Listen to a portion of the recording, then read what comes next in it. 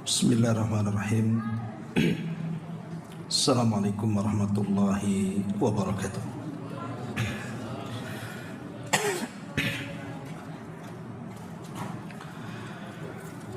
Alhamdulillah wassalatu wassalamu ala Rasulillah wa ala alihi wa sahbihi wa mawalah wa la hawla wa la quwata illa billahi wa ba'du.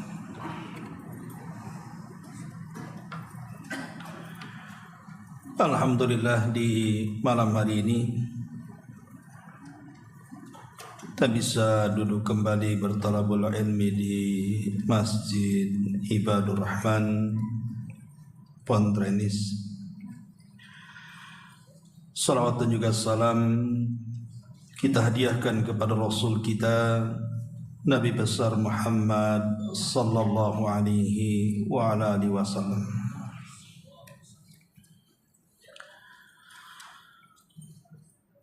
Ma'asyiral muslimin yang dimuliakan Allah Subhanahu wa taala.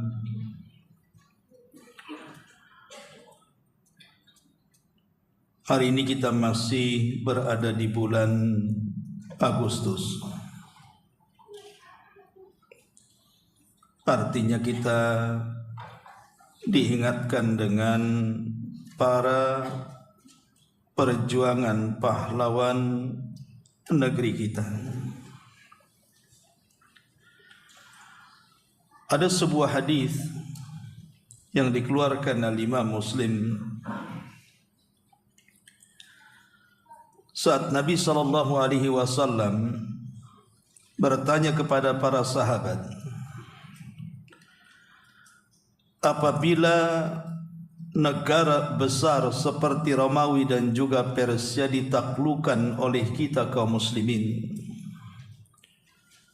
fa ayyu qaumin antum, maka kira-kira kalian akan menjadi umat yang seperti apa? Apakah ingin seperti orang-orang Romawi ataukah ingin seperti gaya Persia? Maka kebetulan Abdurrahman ibn Auf radhiyallahu an hadir di situ. Kemudian Abdurrahman ibn Auf mengatakan, kami ingin menjadi kaum yang melaksanakan perintah Allah Subhanahu wa taala. Maka Nabi sallallahu alaihi wasallam mengatakan, awa ghaira dzalik, ataukah justru sebaliknya, kalian akan menjadi umat yang menentang Allah dan Rasulnya. Kemudian kata Nabi sallallahu alaihi wasallam, jangan-jangan kalian menjadi umat yang tatanafasu, mengejar-ngejar dunia. Thumma tatahasadu, kemudian kalian saling hasad di antara dunia. Thumma tatadabaru, kemudian kalian saling membelakangi dengan punggung-punggung kalian. Thumma tatabaghadu, kemudian kalian saling membenci di antara kalian, yang ujung-ujungnya kalian saling membantai. Hadis ini kalau kita terapkan di negeri kita, negeri kita ini sudah berhasil keluar dari dua penjajahan negara besar. Yang paling lama tentu Belanda, 3,5 abad, 350 tahun kurang lebih negeri kita dijajah. Hilang Belanda, datang pula Jepang, hampir 3,5 tahun menjajah negeri kita ini. Dan para pahlawan yang mengusir penjajah ini, kebanyakan mereka adalah orang-orang yang beragama. Sampai Bung Tomo, pahlawan pendidikan negeri kita, mengatakan kalau bukan kalimat takbir Allahu Akbar untuk memberikan semangat para pejuang mengusir Belanda, aku tidak tahu kalimat mana lagi yang pantas.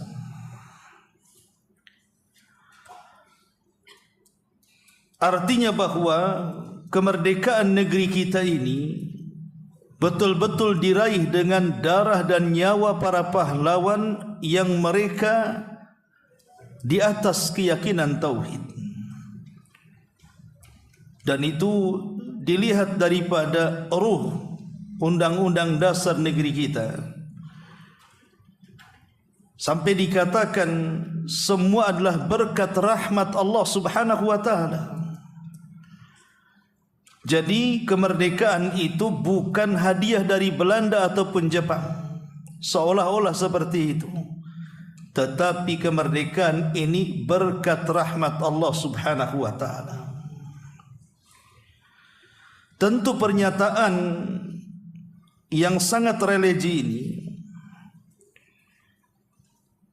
menyimpulkan bagi kita bahwa para pahlawan itu ketika mereka memperjuangkan negeri kita terlepas dari penjajahan, yang terkadang sebagian mereka tidak menikmati kemerdekaan, hanya berjuang untuk kemerdekaan. Mereka menghendaki anak-anak mereka itu dan turunan mereka betul-betul seperti cita-cita mereka, berjuang di atas takbir kalimat Allah yang maha besar, Allahu Akbar. Tapi kenyataannya apa? Persis seperti yang dikatakan Nabi SAW kepada Abdurrahman, kan? Ketika Abdurrahman mengatakan dan dikatakan oleh Rasul kepadanya, apakah kalian ingin umat seperti apa? Abdurrahman mengatakan, kami ingin menjadi umat yang betul-betul melaksanakan perintah Allah. Kata Rasul, mungkinkah apakah tidak sebaliknya?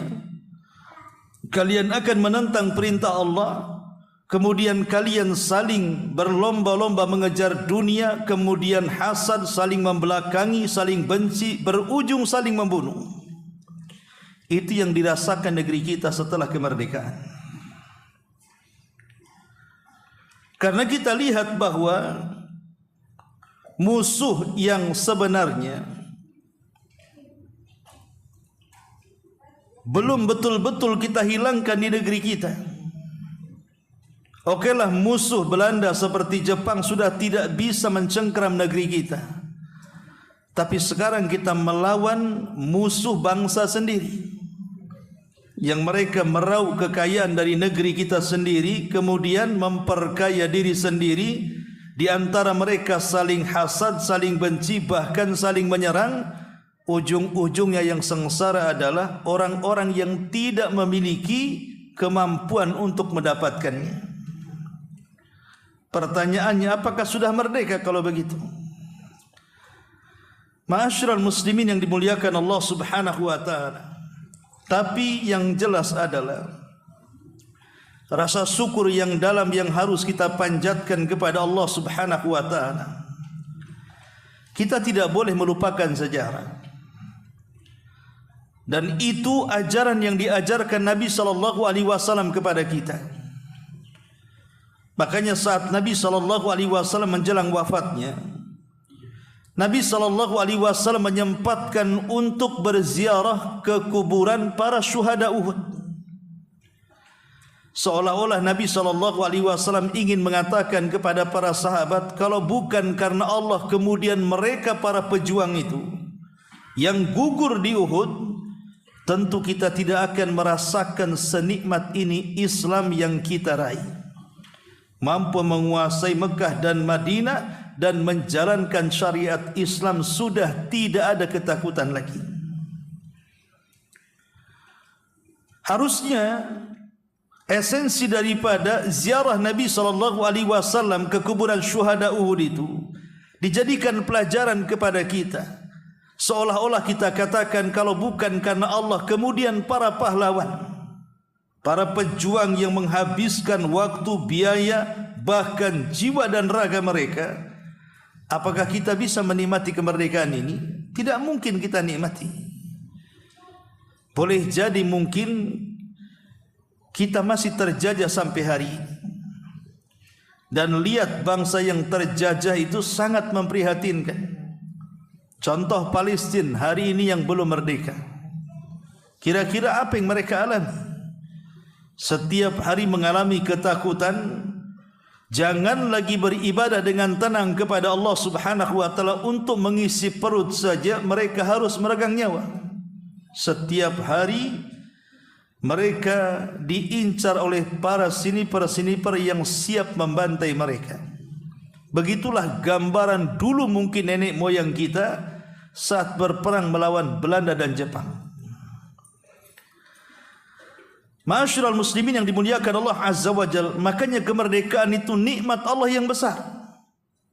Sebagaimana Allah Subhanahu wa taala ketika mengingatkan Nabi Musa alaihi salatu wassalam, agar Nabi Musa mengingatkan kepada Bani Israel ketika mereka merdeka dari cengkraman Fir'aun dan kroninya, sampai akhirnya kemudian mereka pun menyaksikan bagaimana Allah mengazab Fir'aun dan kroninya ditenggelamkan di Laut Merah, dan mereka selamat dari penjajahan. Maka Allah Subhanahu wa taala ingatkan Musa dan Bani Israel, "Uzkuru ni'matallahi 'alaikum." Hendaklah kalian ingat akan nikmat yang Allah anugerahkan kepada kalian. Idnajakum min ali fir'auna, ketika Allah Subhanahu wa taala menyelamatkan kalian dari Fir'aun dan bala tentaranya. Di mana Fir'aun ini karena kebengisannya menjajah Bani Israel sampai Allah mengatakan yudzabbihuna abna'akum, dia menggenosida anak-anak laki-laki kalian, wa yastahyuna nisa'akum, dan membiarkan anak-anak wanita kalian. Kemudian di ujung ayat Allah Subhanahu wa taala mengatakan, Nabi Musa alaihi salatu wassalam mengingatkan Bani Israel, la in syakartum la azidannakum wa la in kafartum inna adzabi lasyadid. Kalau kalian syukur, ku tambah nikmatku untuk kalian. Tapi kalau kalian kufur, ingat azab pedih menanti kalian. Artinya kalau seandainya kemerdekaan ini kita tidak syukuri dengan baik, jangan-jangan kemudian penjajahan yang lain akan datang kepada kita. Ingat bahwa Allah Subhanahu wa taala itu tidak berhajat dengan syukur kita. Syukur itu kembali kepada kita yang bersyukur. Karena Allah Subhanahu wa taala mengatakan, jadi orang yang bersyukur itu kembali kepada orang yang bersyukur, bukan kepada Allah Subhanahu wa taala. Maka nikmat kemerdekaan ini harusnya betul-betul kita syukuri. Dengan cara apa? Dengan 3 perkara. Karena rukun syukur itu 3. Pertama, dengan hati kita. Kita harus berbahagia karena kita menjadi bangsa yang merdeka. Kemudian yang kedua, dengan lisan kita, menyebut-nyebut zat yang telah memberikan nikmat kepada kita. Kita katakan alhamdulillah. Dan kita doakan para pahlawan yang berjuang untuk bangsa kita ini diterima amalnya dan diampuni dosa-dosanya. Kemudian lebih daripada itu, syukur dengan anggota badan. Dengan cara jalankan nikmat yang Allah anugerahkan berupa kemerdekaan ini sesuai dengan yang memberikan nikmat kepada kita. Makanya terkadang kita lihat sekarang ini, kalau sudah datang 17 Agustus, hari-hari kemarin, harusnya tanggal 17 Agustus itu yang diresmikan pemerintah sebagai hari kemerdekaan Republik Indonesia, diisi dengan doa-doa kepada para pahlawan, diisi dengan syariat-syariat yang tidak bertentangan dengan Al-Quran dan Sunnah sebagaimana keinginan para pahlawan. Tapi apa yang terjadi coba? Banyak kemudian masyarakat kita ini betul mereka berbahagia dengan adanya perlombaan-perlombaan, tapi betapa banyak perlombaan yang mereka lakukan itu justru bertentangan dengan syariat Islam. Ada yang berjudi, ada yang minum khamar, ada yang tabarruj, ada yang laki-laki menyerupai perempuan, ada yang ikhtilat, macam-macam. Ada yang joget dari pagi sampai pagi. Apakah begitu mengenang para pahlawan? Kalau seandainya mereka para pahlawan hidup hari ini, kira-kira apa yang mereka akan katakan kepada kita? Ma'asyiral muslimin yang dimuliakan Allah Subhanahu wa taala, ingat, sekecil apapun nikmat, kalau kita tidak syukuri, nikmat itu bisa hilang. Satu hari Harun ar-Rasyid rahimahullahu taala didatangkan seorang ulama. Kemudian ulama ini menyodorkan satu gelas air putih. Kemudian dikatakan, ya imam, seandainya tidak ada air di dunia kecuali dengan satu gelas ini, anggaplah tidak ada air di dunia ini kecuali hanya di gelas ini saja, dan aku jual kepadamu dengan separuh kerajaanmu, kau akan membelinya?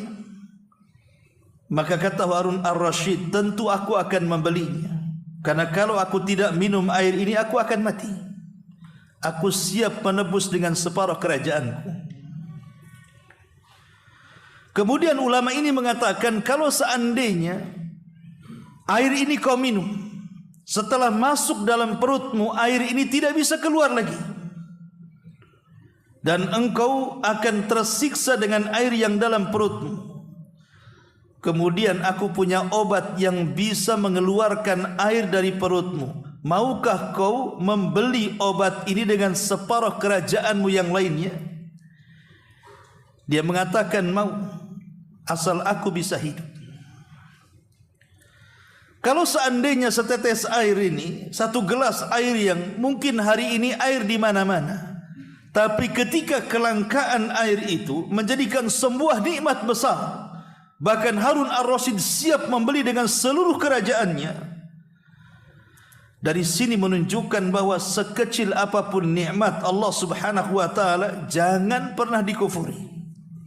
Apalagi kenikmatan besar seperti kemerdekaan ini. Ini nikmat besar. Karena menjadi bangsa yang terjajah itu tidak enak. Menjadi bangsa yang terjajah itu tersiksa. Menjadi bangsa yang terjajah itu, lihat kondisinya seperti saudara kita yang ada di Palestina. Ma'asyiral muslimin yang dimuliakan Allah Azza wa Jalla, harusnya mengisi kemerdekaan itu dengan cara-cara yang tidak bertentangan dengan syariat Islam. Karena itulah negeri kita akan semakin berkah. Jangan sampai kemudian acara-acara 17 Agustus ini mendatangkan laknat dari Allah, bahkan azab dari Allah Subhanahu wa taala. Inilah yang kemudian yang ingin saya jadi mukaddimah, karena masih di bulan Agustus, maka kita juga ikut serta bahagia dan mendoakan para pahlawan kita agar Allah Subhanahu wa taala memberikan tempat yang layak dan terbaik di sisi Allah Subhanahu wa taala. Baik, kita akan lanjutkan kajian kita, masih membahas surah Al-Qalam, dan kita masuk pada ayat ke-42 dan seterusnya.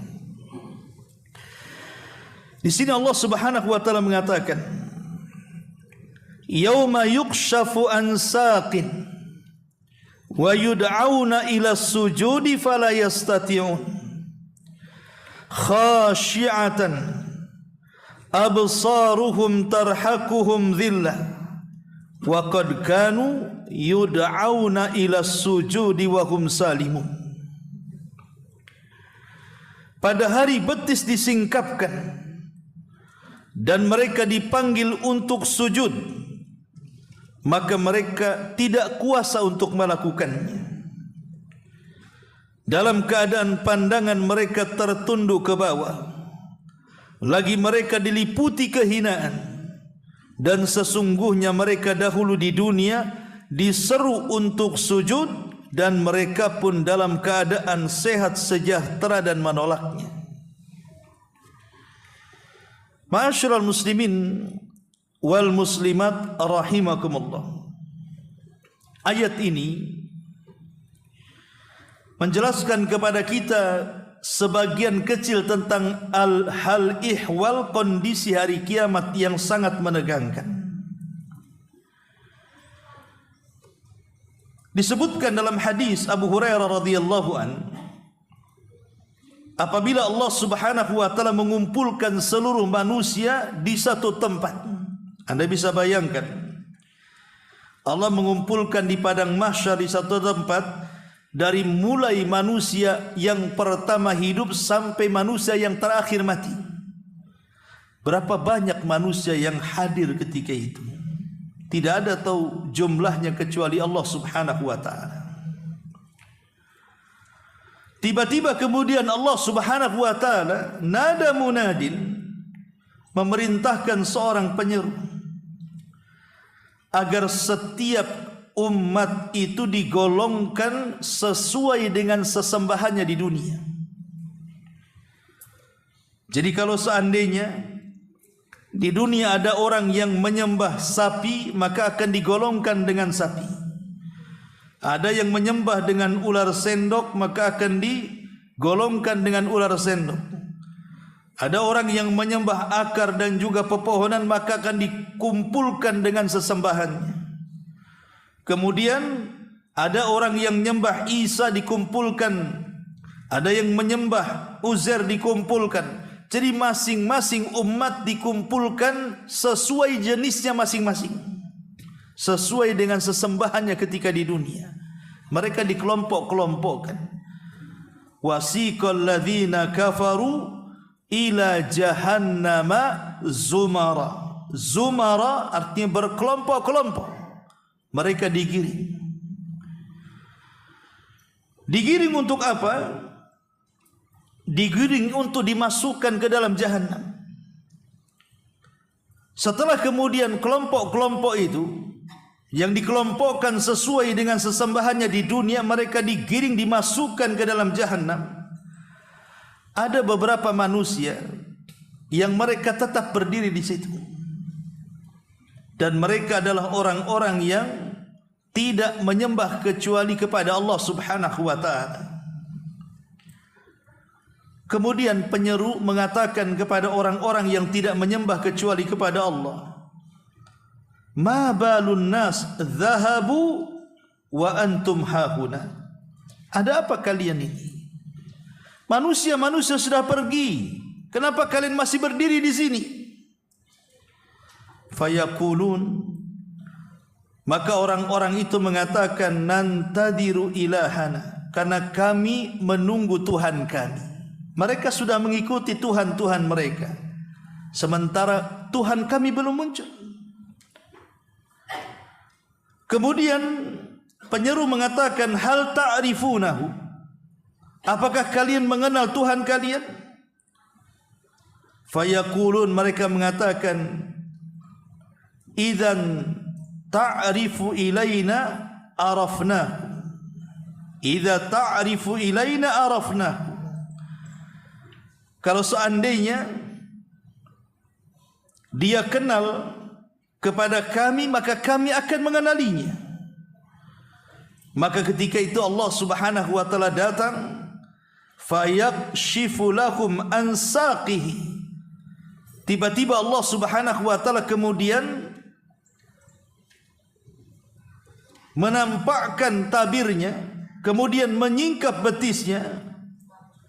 Ketika orang-orang yang tidak menyembah kecuali kepada Allah memandang betis Allah Subhanahu wa taala, dan ini salah satu yang harus kita imani, bahwa Allah Subhanahu wa taala memiliki betis. Laisa kamislihi syai'un wa huwas samiul basir. Tentu betisnya Allah akan berbeda dengan yang lain dari makhluknya. Tidak perlu kita gambarkan seperti apa. Pokoknya kita beriman saja bahwa Allah memiliki betis, walaupun ada yang mentakwilkannya. Bahwa yang dimaksud betis di sini artinya hari di mana manusia sedang ketakutan karena melihat Allah Subhanahu wa taala. Tapi bagaimanapun kita memahami lafaz itu sesuai dengan maknanya, makna hakikatnya. Walaupun sebagian orang mungkin tidak terima dengan ini. Kemudian setelah disingkapnya betis Allah Subhanahu wa taala, maka seluruh orang-orang yang menyembah kecuali menyembah kepada Allah Subhanahu wa taala, fayaqauna sujudan, mereka pun langsung tersungkur sujud kepada Allah Subhanahu wa taala. Dari sini Allah Subhanahu wa taala katakan, yauma yukshafu an saqin wa yud'auna ila sujudi fala yastati'un.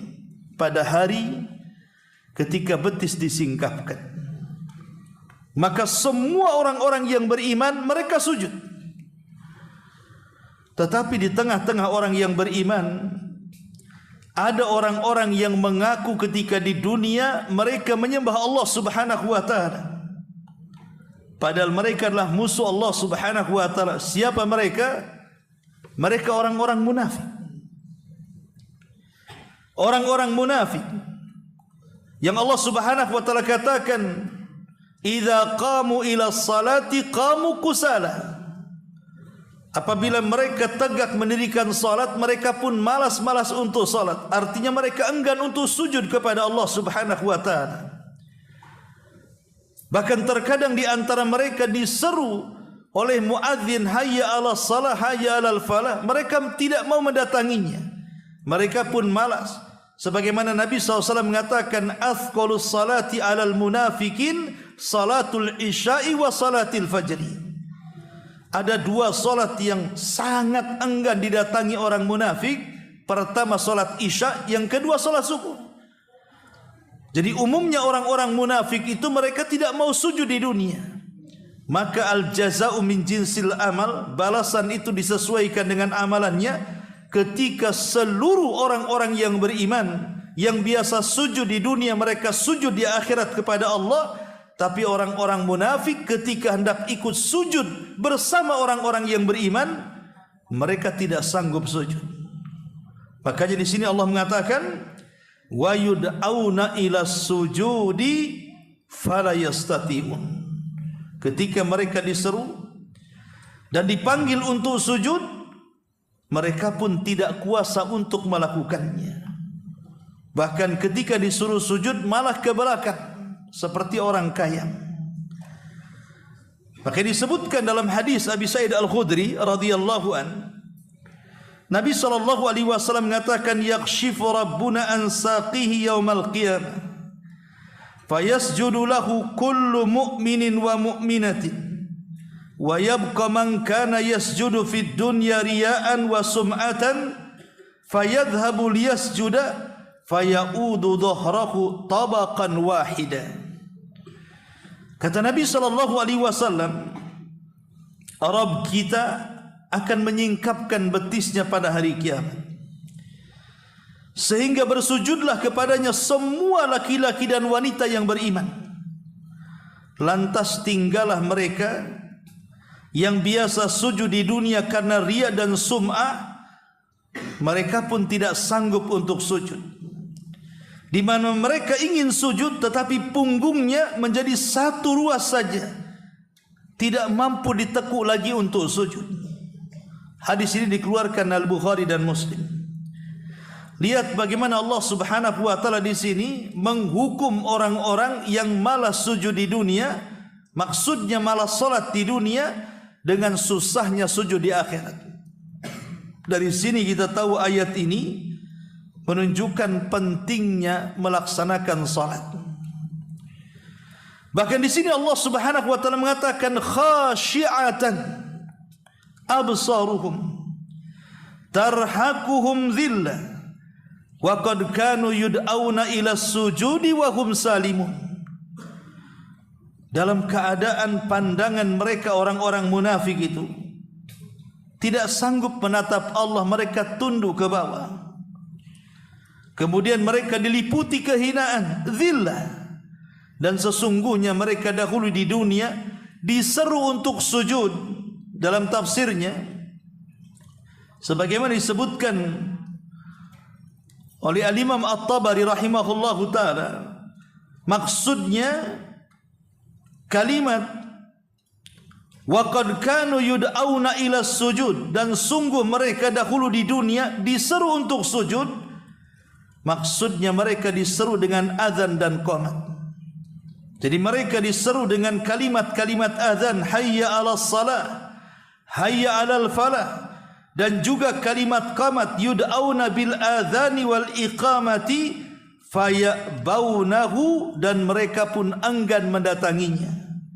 Maka siapapun yang mereka tidak atau jarang sujud di dunia, maka dia tidak akan mampu untuk sujud di akhirat, sujud di hadapan Allah Subhanahu wa ta'ala. Ma'asyiral muslimin wal muslimat rahimakumullah. Dari sini kita tahu bahwa sujud ini bukan perkara ringan. Sujud ini bukan perkara ringan. Bahkan kalau kita sedikit menjelaskan tentang fadilah dan kekhususan sujud ini. Pertama, sujud ini adalah amalun ta'abbudiyun kauniyun, di mana sujud ini sebenarnya amalan seluruh makhluk yang Allah ciptakan. Makanya disebutkan di dalam surah Al-Isra ayat 44, Allah Subhanahu wa taala berfirman, yusabbihu lahus samawati sab'u wal ardu wa man fihinna wa in min syai'in illa yusabbihu bihamdihi walakin la tafqahuna tasbihahum innahu kana haliman ghafura.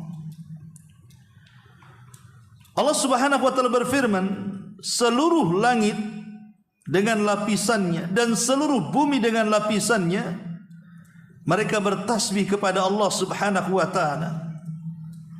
Dan tidaklah sesuatu yang Allah ciptakan kecuali bertasbih dengan memujinya. Akan tetapi kalian tidak paham tasbih mereka. Dan sesungguhnya Allah zat yang maha lembut lagi maha pengampun.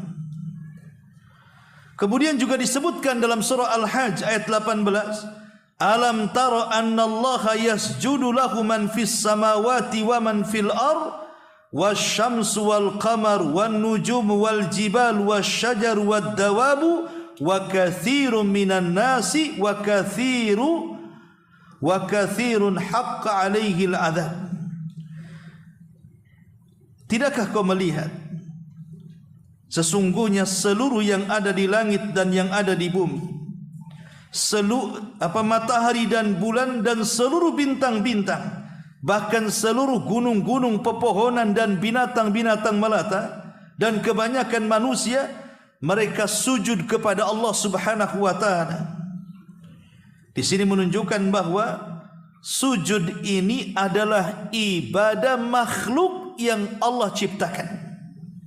Langit sujud, bumi sujud, bahkan gunung-gunung sujud, bahkan seluruh pepohonan sujud, bahkan seluruh binatang sujud. Jadi kalau seandainya makhluk-makhluk yang sebagainya mereka tidak berakal, sujud tunduk kepada Allah Subhanahu wa taala, harusnya kita makhluk yang berakal harus lebih banyak sujud lagi kepada Allah Subhanahu wa taala.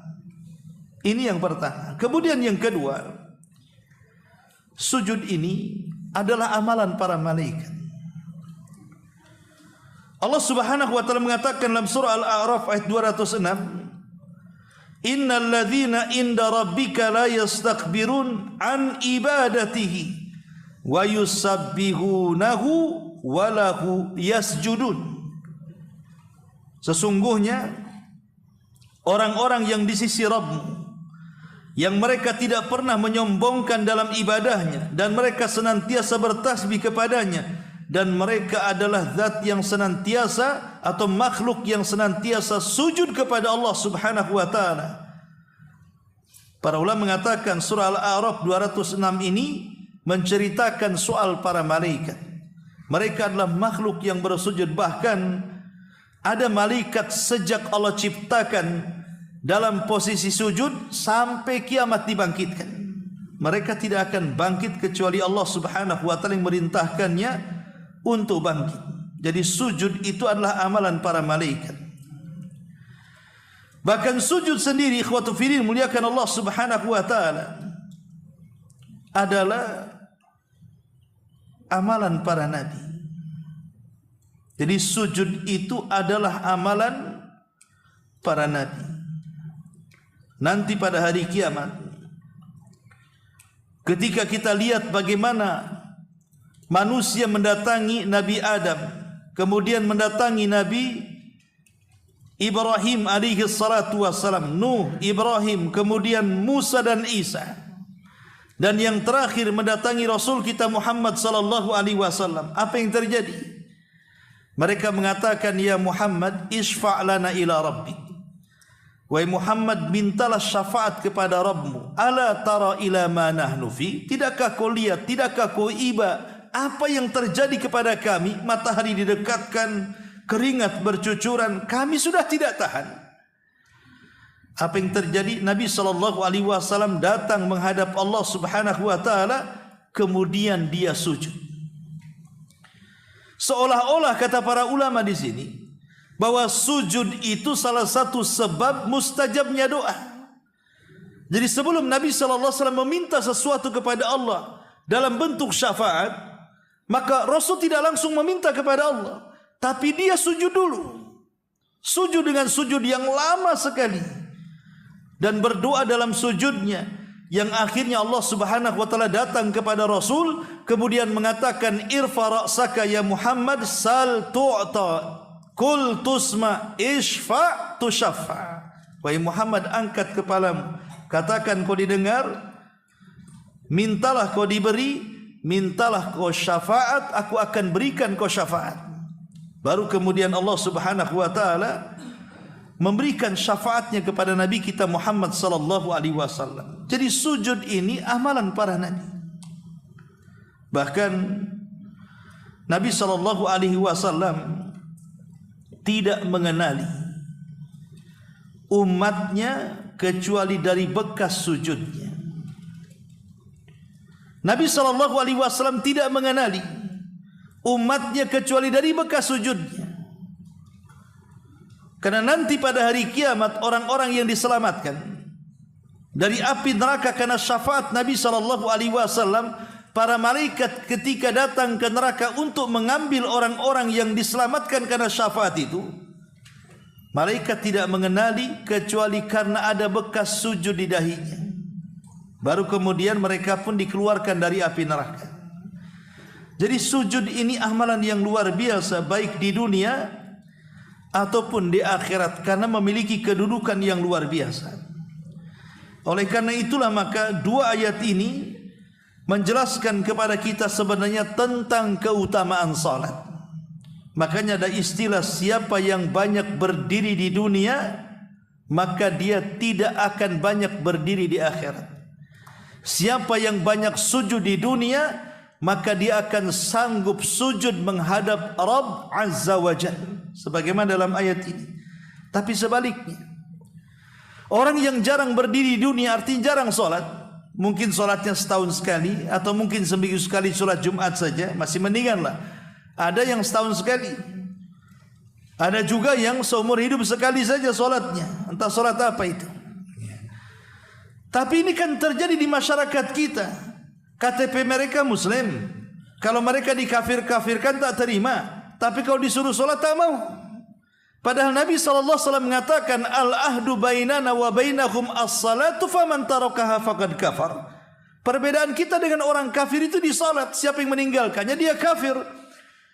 Bahkan Syekhul Islam Ibn Taimiyah mengatakan, man tarakas salata jumlatan faqad kafar. Siapapun yang meninggalkan solat secara jumlah, artinya lebih banyak meninggalkan dibandingkan melakukan, kafir, keluar dari Islam. Tapi coba masyarakat Islam ini, orang-orang yang tidak salat itu, kemudian kita katakan kamu Nasrani ya, nggak mau dia nggak terima dia dikatakan Nasrani. KTP-mu Yahudi ya, Nggak akan diterima. Kamu Hindu ya? Enggak, saya Muslim. Pertanyaannya, kalau kau seorang Muslim, kenapa kau tak sujud? Kenapa kau tak sholat? Berarti Islammu itu hanya pengakuan saja. Lah orang-orang yang seperti ini tidak paham bahwa siapapun yang meninggalkan salat atau meninggalkan sujud itu, mereka akan ditanya oleh Allah Subhanahu wa taala, bahkan pertanyaan yang pertama soal itu. Jadi pertanyaan yang pertama itu soal sujud sebenarnya. Makanya Nabi SAW mengatakan, awal ma yuhasabu bihil abdu yaumal qiyamah salatuhu. Pertama kali akan ditanya soal hisab pada hari kiamat itu apanya? Salatnya. Maknanya sujudnya. Kalau seandainya kita tidak pernah sujud, tidak pernah salat, kira-kira apa yang harus dipertanggungjawabkan di hadapan Allah Subhanahu wa taala? Padahal kita tahu bahwa umat Nabi SAW dikenali oleh nabinya kelak pada hari kiamat karena salatnya. Bukankah Nabi SAW mengatakan, inna ummati yud'auna yaumal qiyamah ghurran muhajjalina min atharil wudu. Jadi sesungguhnya umatku akan diseru pada hari kiamat karena ada bekas-bekas wudu mereka. Makanya ketika ada seorang sahabat mengatakan, Rasul, nanti pada hari kiamat umat kan banyak di mana-mana, sejak orang yang awal hidup sampai yang terakhir mati berkumpul. Bagaimana engkau bisa mengenali umatmu? Maka Nabi SAW, aku bisa mengenali umatku dengan cara apa? Seperti sekelompok kuda hitam, kemudian di situ ada kuda putih. Maka aku bisa mengenalinya. Maksud kuda putih ini karena umat Nabi SAW akan bercahaya, mengeluarkan cahayanya. Dan itu khususnya umat Rasul karena bekas wudu-wudu mereka yang mereka lakukan. Dan umumnya orang berwudu itu untuk salat. Jarang berwudu untuk yang lainnya. Ada untuk yang lainnya. Tapi umumnya orang berwudu itu untuk melaksanakan salat. Dari sini kita tahu, ma'asyiral muslimin yang dimuliakan Allah Azza wa Jal, bahaya orang-orang yang jauh daripada sujud.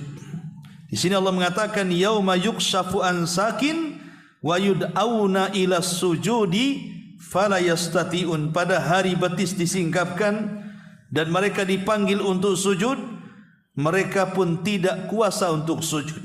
Khasyatan absaruhum tarhaquhum dhillah wa qad kanu yud'auna ila sujudi wa hum salimun.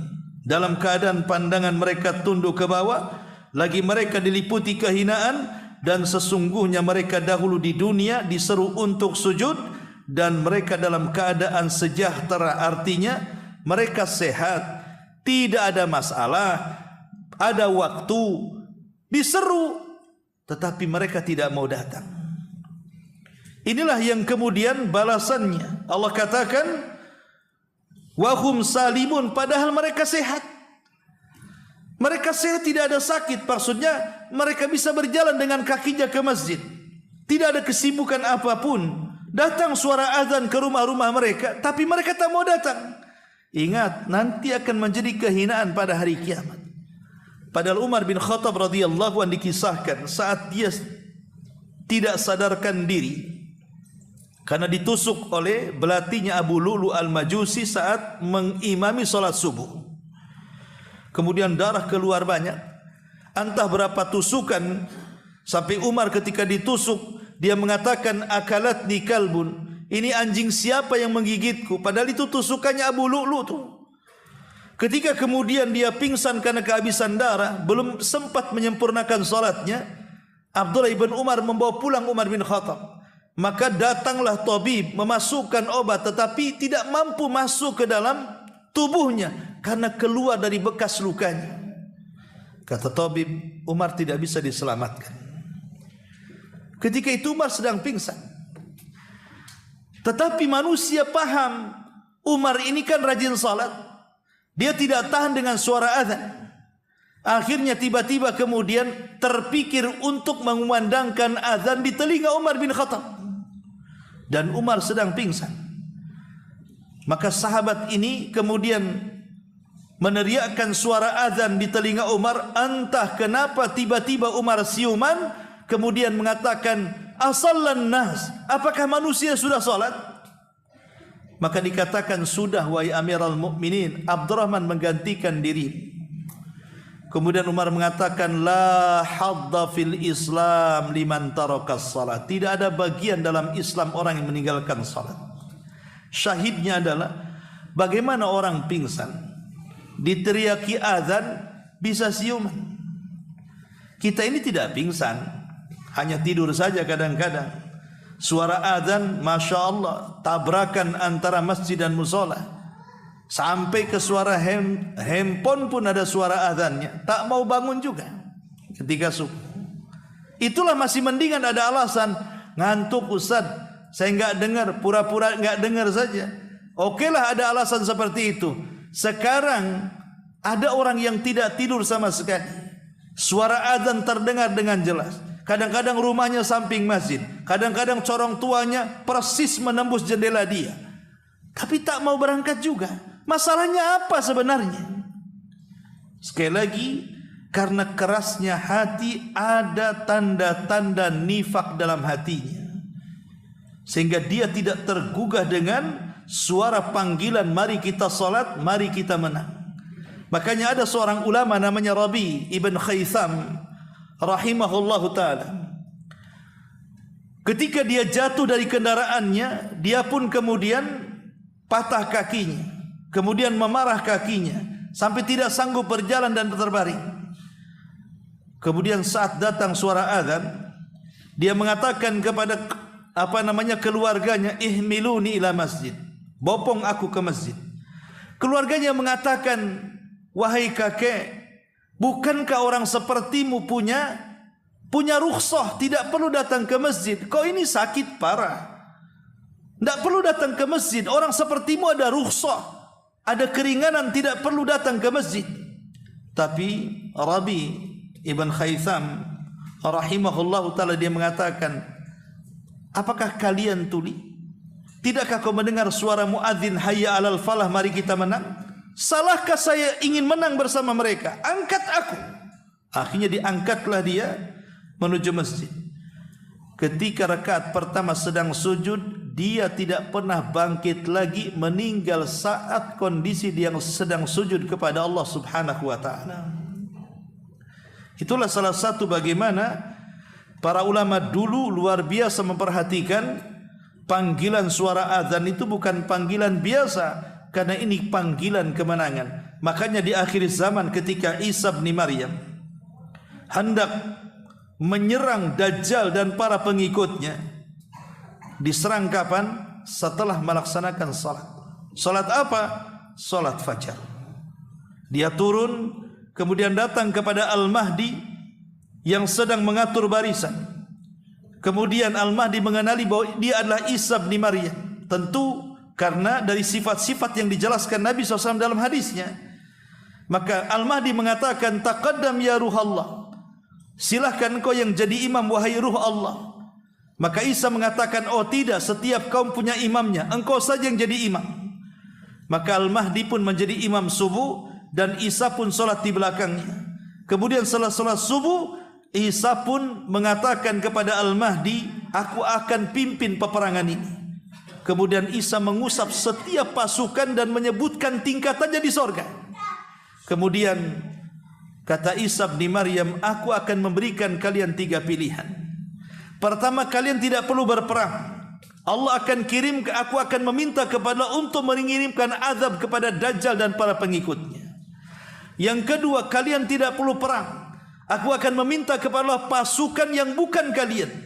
Yang ketiga, atau kita berperang, aku dan Al-Mahdi memimpin kalian, kita akan berperang melawan Dajjal, dan aku akan berdoa kepada Allah agar orang-orang Yahudi tidak sanggup menghunus pedang-pedang mereka. Akhirnya mereka mengatakan, kami memilih yang ketiga. Turunlah Isa dan Al-Mahdi setelah salat subuh, dan Allah mendapatkan kemenangan. Dajjal dibunuh, Isa dan Al-Mahdi berhasil dengan pasukannya membantai orang-orang Yahudi. Bahkan setiap orang Yahudi yang sembunyi di pohon akan mengatakan, ya Muslim, orang ini ada di sini, bunuh dia. Ada orang Yahudi sembunyi di batu-batu mengatakan, ya Muslim, Yahudi sembunyi di sini, silakan bunuh dia. Hanya satu pohon yang tidak bicara dan menyembunyikannya, itulah disebut Gharqad. Syahidnya di sini kemenangan akhir zaman yang dipimpin oleh Al-Mahdi dan Isa bin Maryam tidaklah kemenangan diraih kecuali setelah melaksanakan salat subuh. Dan ini yang dipraktikkan Nabi SAW dalam setiap pertempurannya. Nabi SAW tidak pernah menyerang di siang hari. Rasul tidak pernah menyerang di sore hari. Rasul tidak pernah menyerang di malam hari. Tapi Rasul menyerang di waktu subuh. Kalau dia hendak menyerang sebuah perkampungan, dia akan dengar dulu ada azan atau tidak. Kalau ada azan tidak jadi menyerang. Kalau tidak ada azan, Rasul menyerang. Dan disitulah Allah Subhanahu wa taala menolong dengan mengirimkan angin sabah yang Rasul katakan, nusirtu bis sabah wa uhlikatil adu biddabur. Aku ditolong dengan angin pagi sebagaimana kaum Ad dihancurkan dengan angin sore. Jadi Nabi SAW kalau menyerang itu menunggu waktu fajar setelah solat subuh, baru Nabi SAW menyerang musuh. Menunjukkan apa? Bahwa kemenangan dalam apapun itu dimulai dengan salat. Makanya kenapa Nabi SAW kalau ada masalah besar, kata Hudzaifah ibnul Yaman, kana Nabi SAW idza hazabahu amrun fazia ila salat. Rasul itu kalau ada masalah besar tidak bisa keluar dari situ, maka Rasul segera salat.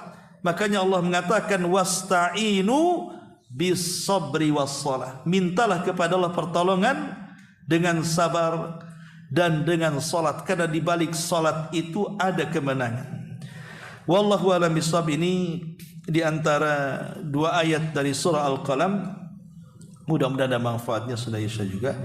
Subhanakallahumma bihamdika asyhadu an la ilaha illa anta astaghfiruka wa atubu ilaik. Allahu taala alam. Assalamualaikum warahmatullahi wabarakatuh.